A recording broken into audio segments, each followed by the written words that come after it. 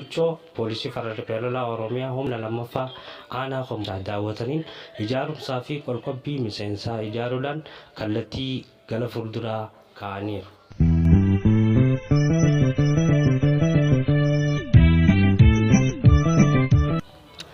Akkam jirtu Gurraandhala 21 bara 2017 cifraa afuraffaa akkam jirtu sagantaa keenya guyyaa har'aatiin imala keenya godina Harargee Bahaa aanaa Kombolchaa deemuudhaan miseensa poolisii farra riphee cifraa afuraffaa humna lammaffaa aanaa Kombolchaa laaluudhaan bakka bu'aa humnaa hoogganaa humnaa Konstaabel Taajuu Maamasaanii waliin gaaffii fi deebii gabaabaa waliin gaggeessinee jira.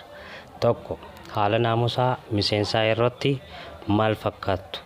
Lama qajeelfama walirraa fudhachuu irratti maal fakkaattu? Sadaffaa miseensa akkamiin hoogganaa jirtu kan jedhu irratti gaaffii fi deebii gabaabaa waliin gaggeessinee jirra.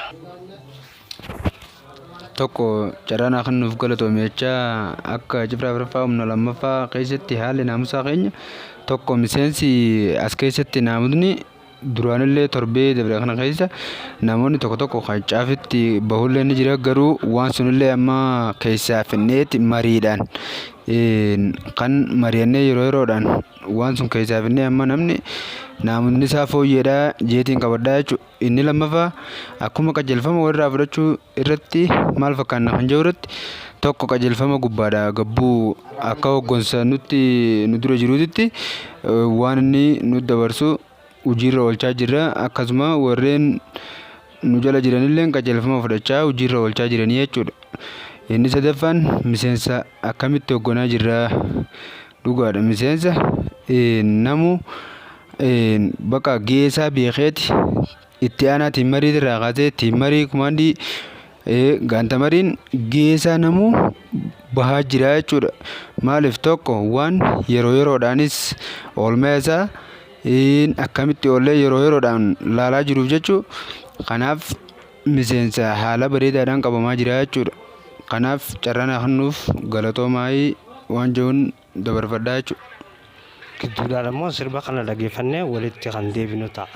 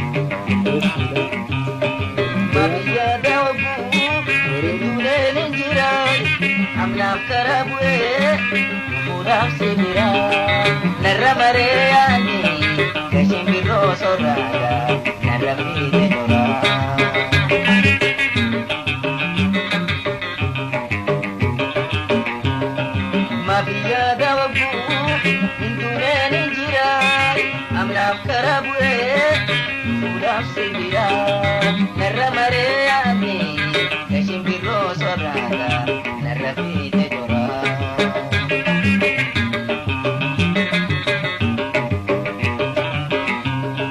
marini pula kheti khanjanu garra hali kheti zaran namara sagara jadi sikube ijuman wal karnaga bagatin nara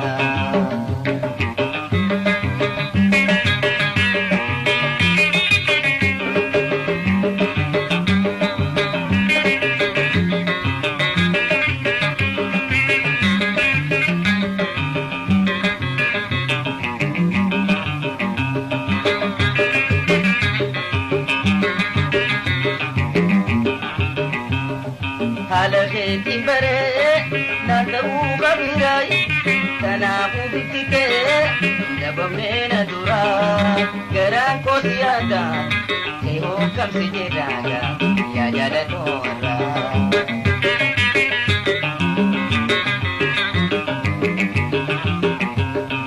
halaketi bare nanda ugabirai tanafu bitike dabamena dura garan ko siada keho kam sejeraga ya jada tora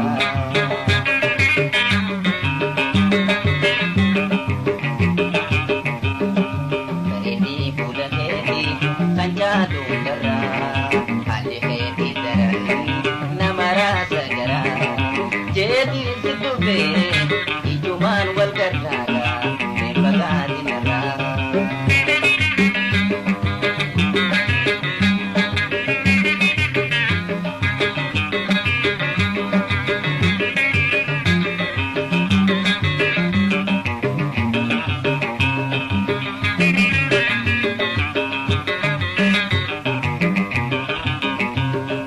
yani garba gudda sene gaisan jirai nyata fi dugati lumpa manna gora tuhe debuno du shakin ka bakirdaga anda matuara